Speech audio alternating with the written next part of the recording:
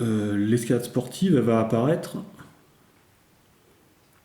euh, nécessairement alors en France, parce que il y a une espèce de méconnaissance de ce qui se fait dans le monde anglo-saxon, et ils sont très peu nombreux ceux qui savent, ceux qui réalisent qu'il se passe autre chose. Il y a Jean-Claude Droyer.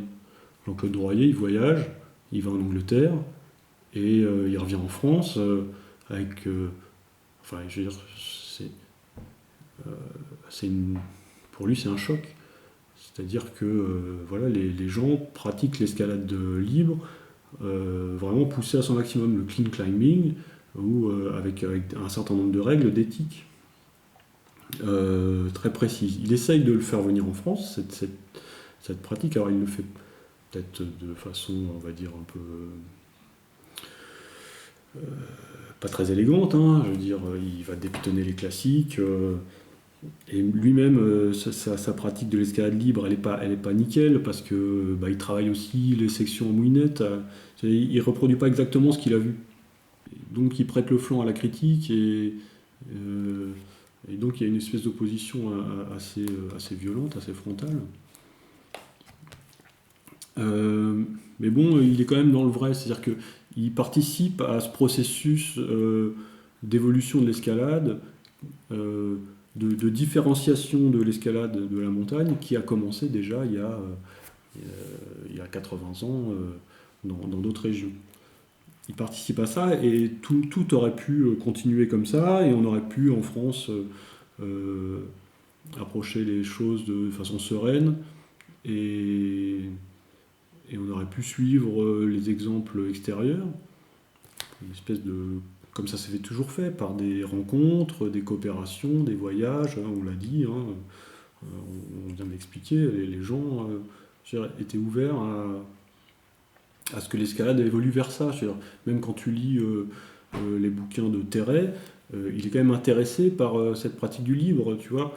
Ils ne sont pas complètement bloqués contre l'escalade libre. Ils attendent juste que les techniques s'améliorent, que peut-être le matériel soit plus fiable pour aller vers ça. C'est quelque chose qui aurait pu se faire. Le problème, il survient en réalité avec Edlinger. Euh, avec la médiatisation de l'escalade. C'est-à-dire que, alors que, par exemple en Alsace, les grimpeurs commencent à aller vers l'escalade libre un peu à l'anglo-saxonne, avec l'utilisation de coinceurs, avec l'ouverture par le bas, etc. euh, Arrive le film d'Edlinger qui met au premier plan un personnage, euh, mais au premier plan à un niveau qu'on ne peut même pas imaginer aujourd'hui. C'est-à-dire quand il passait à la télé, il passait au journal de 20 heures. Il était, euh, c'était une surmédiatisation quand on ne se rend pas compte qu'il fréquentait les milieux parisiens les plus huppés, les ministres, le showbiz, etc. Et forcément, ça a provoqué chez les autres grimpeurs français une espèce de jalousie. C'est-à-dire, pourquoi lui il est connu, il gagne de l'argent, il peut s'acheter une belle voiture, une belle maison, et nous qui sommes aussi de très forts grimpeurs, euh, bah pourquoi est-ce qu'on n'aurait pas aussi les dividendes de cette médiatisation. Et donc pour arriver à,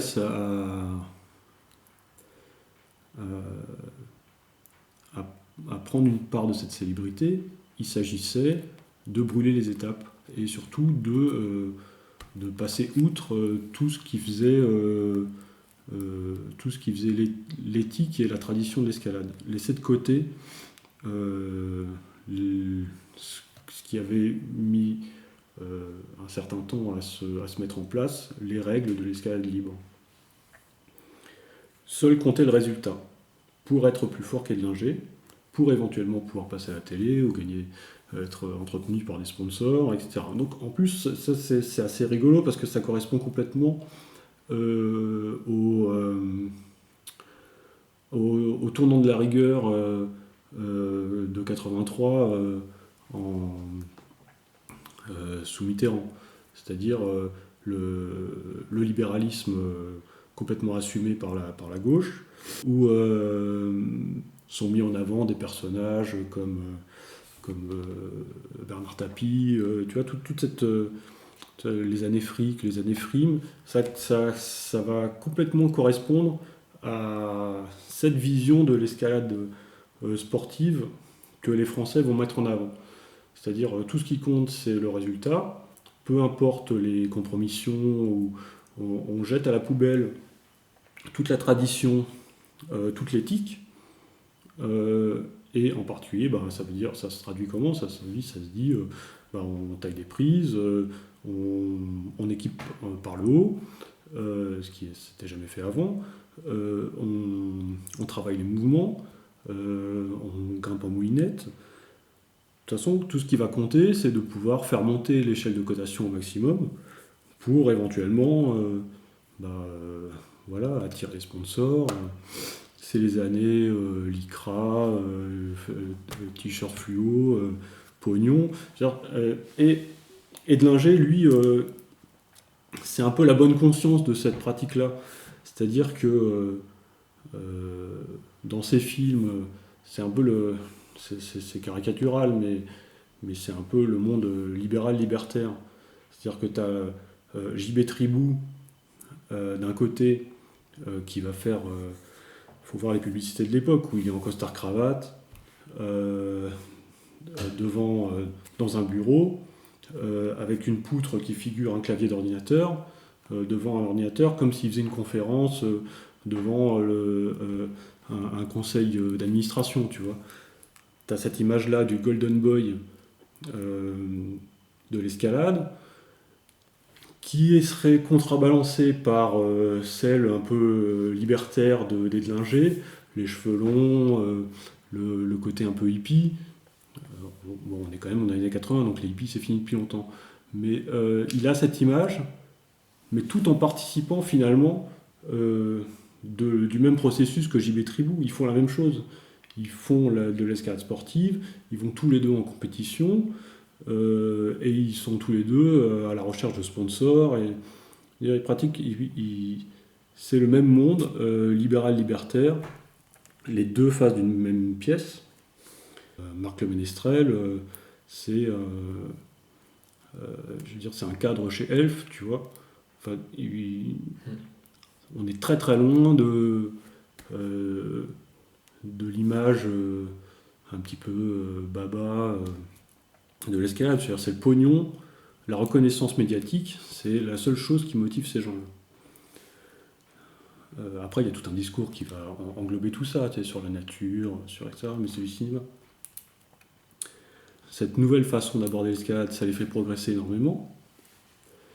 Et ils explosent les cotations. Les grimpeurs qui viennent de l'extérieur, qui ont approché l'escalade, qui eux, enfin les Anglais, Jerry Moffat, ou les Allemands, Wolfgang Gülich, ils se rendent compte que ces Français qui jusqu'à maintenant étaient au fond du gouffre en termes d'escalade sont en train de prendre le leadership. Et ils n'ont pas d'autre choix finalement que de suivre le chemin. Il faut lire Jerry Moffat quand il raconte qu'il a halluciné en voyant les Français travailler les voies ou équiper du haut, quoi. Mais lui, il va faire la même chose. Parce que voilà, il faut suivre le train, sinon tu restes sur le bord du quai. Ce qui est assez amusant, c'est qu'il y a je crois, un des premiers numéros de Vertical où il y a un échange entre les différents grimpeurs sur ce que doit devenir l'escalade. Le pauvre Droyer qui essaye de défendre sa vision et qui se fait fermer sa gueule clairement par Marc Le Ménestrel, qui lui dit mais nous emmerde pas avec ton éthique, ta vieille éthique. Nous, ce qui nous intéresse, c'est de faire des croix, quoi. C'est assez violent, l'échange est violent. En fait, c'est ça, c'est vraiment le passage aussi d'un leadership de quelqu'un qui avait amené l'escalade libre en France, enfin de tenter l'escalade libre en France, de ramener l'escalade libre en France, qui se fait fermer sa gueule par un jeune con de 16 ans, qui lui fait du 8A parce que lui, il est passé à autre chose, quoi. Il y a beaucoup ça en escalade, c'est assez étrange d'ailleurs, où le, le leadership est directement lié au niveau de grimpe. Pourquoi? C'est-à-dire,